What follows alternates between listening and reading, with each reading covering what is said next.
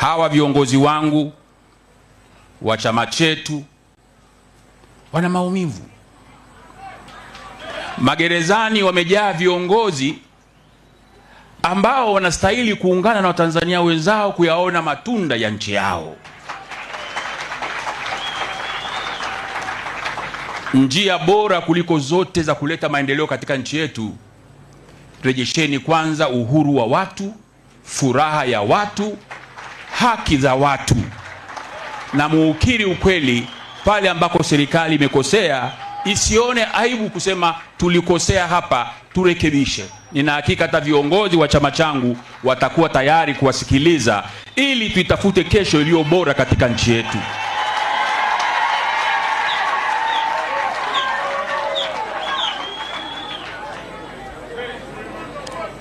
Tunataka taifa hili liwe na furaha, na viongozi wa Chadema, viongozi wa vyama vingine vya siasa, sisi ni viongozi wastaafu, tulianza chama hiki na Mzee Mtei. Hii misingi tumeijenga kwa gharama kubwa na maumivu makubwa, na chama hiki kinaitwa Chama cha Demokrasia na Maendeleo, tukitambua kwamba pale pawapo na demokrasia ya kweli, maendeleo ni inevitable, yatapatikana.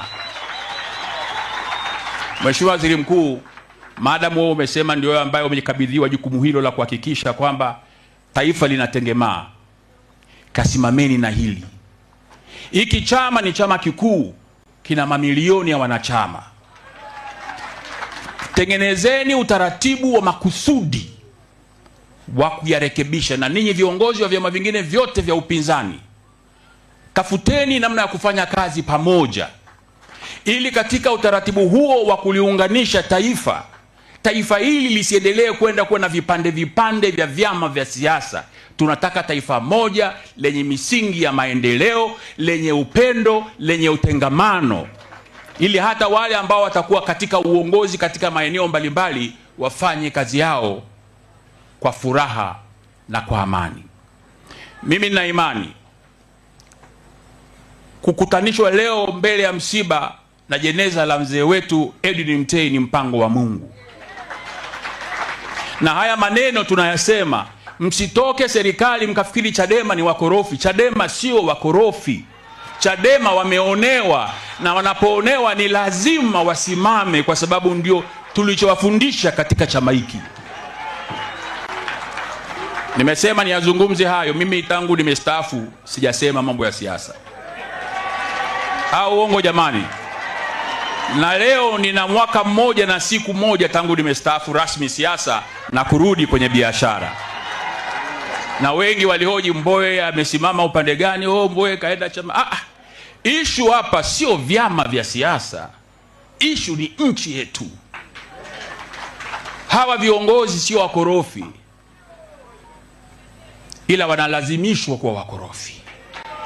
Waziri Mkuu, tafadhali upeleke salamu zetu kwa Mheshimiwa Rais, na Watanzania wanatusikiliza. Mimi na hakika Chadema watakapokuwa wamejiridhisha kwamba kuna nia ya kweli upande wa pili, hawa watu wanataka tuijenge nchi. Kelele zote hizi sio kwa sababu ya ubinafsi wa madaraka.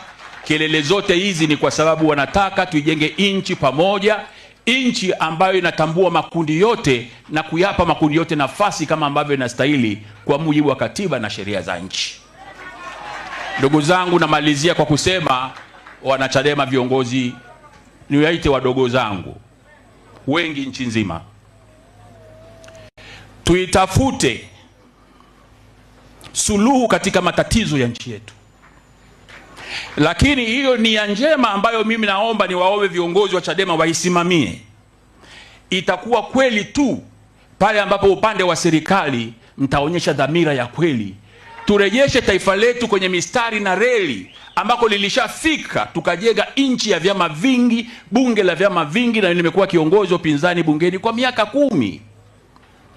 Kwa hiyo Mheshimiwa Waziri Mkuu, nakushukuru umekuja, na ninawashukuru na Chadema wote mliofika na viongozi wengine wote katika kumwenzi Mzee Mtei. Ebu process safari ya kutafuta tiba ya taifa ikaanze na ikafanyike. hawa Chadema wakafanye kazi zao kama ambavyo katiba inawaruhusu. Wale ambao wanastahili haki zao wakapewa haki zao kama ambazo inastahili. Walioko magerezani kwa kesi za kubuma basi vile vile wakaachiwe.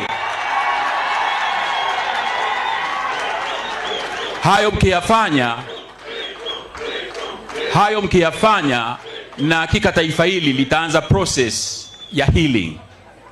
Ndugu waombolezaji, mnisamehe sana, sikutumwa na mtu yote niazungumze, nilitumwa nitoe shukrani za familia.